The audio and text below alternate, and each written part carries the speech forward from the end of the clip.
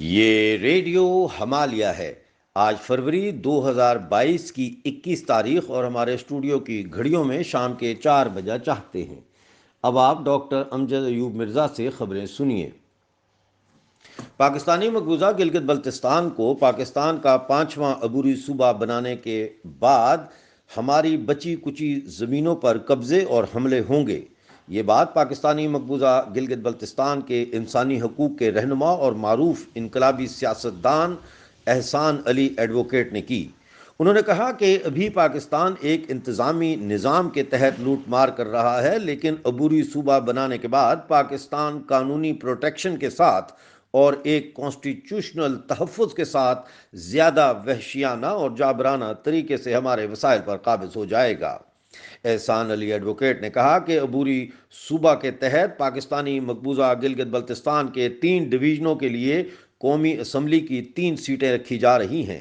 انہوں نے کہا کہ اپنے اتنے بڑے علاقوں سے صرف وہی آدمی الیکشن لڑے گا جو بہت بڑا ڈاکو یا بہت بڑا سمگلر ہوگا، اور پھر وہ پاکستان کے بڑے مافیا کے لوگوں کے ساتھ جا کر ملے گا۔ احسان علی ایڈوکیٹ نے کہا کہ پاکستانی مقبوضہ گلگت بلتستان کی ایڈمنسٹریشن، پولیس اور نام نہاد اسمبلی سب اوپر سے آپس میں ملے ہوئے ہیں اور عوام کے وسائل لوٹنے کے لیے آپس میں ان کا گٹھ جوڑ ہے۔ یاد رہے کہ عمران خان سرکار نے 23 مارچ کو یوم پاکستان کے موقع پر پاکستانی مقبوضہ گلگت بلتستان کو پاکستان کا 5واں صوبہ بنانے کا اعلان کرنے کا فیصلہ کیا ہے۔ انسانی حقوق کے معروف رہنما اور بلاگر اور پاکستان پیپلز پارٹی گلگت بلتستان کے رہنما علی ابرار بگورو نے کہا ہے کہ معاف کیجیے گا، عبوری صوبہ کا پیکیج گلگت بلتستان کی تاریخ کا بدترین اقدام ثابت ہوگا۔ انہوں نے کہا کہ اس اقدام کے بعد مکانات پر سالانہ 20,000 روپے تک ٹیکس لگایا جائے گا، جبکہ فی دکان 30,000 سالانہ ٹیکس لگے گا، اور 2,000 سی سی گاڑی پر ٹیکس 14,000 روپے سالانہ دینا پڑے گا۔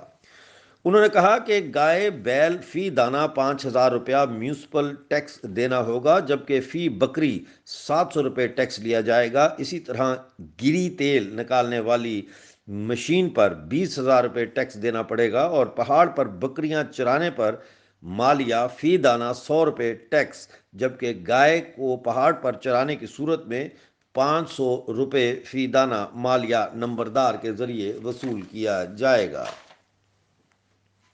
پاکستانی مقبوضہ گلگت بلتستان کے معروف مزاحمتی اور انقلابی شاعر جمشید خان دکھی مختصر عدالت کے بعد انتقال کر گئے۔ ان کی عمر 66 برس تھی۔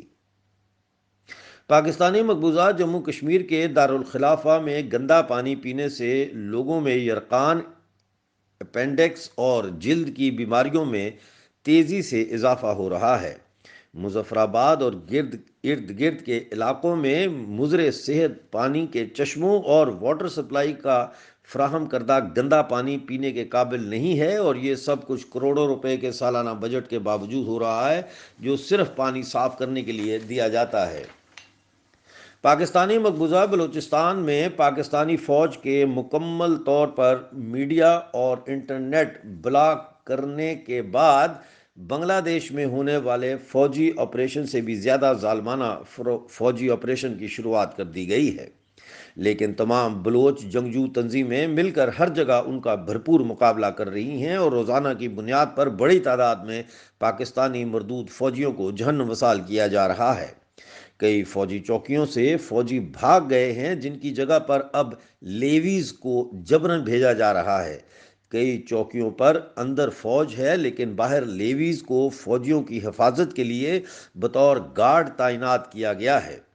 زمران میں 2 دن پہلے سنمچاروں نے جھڑپ میں پاکستانی مردود فوجیوں کو بھون ڈالا۔ دریں اثنا اندرون بلوچستان دیہات کے ان لوگوں کو جو مویشی پالتے ہیں، انہیں پاکستانی فوج نے جنگل میں جانے سے روک دیا ہے، لہٰذا مویشی چارہ نہیں کھا سکتے۔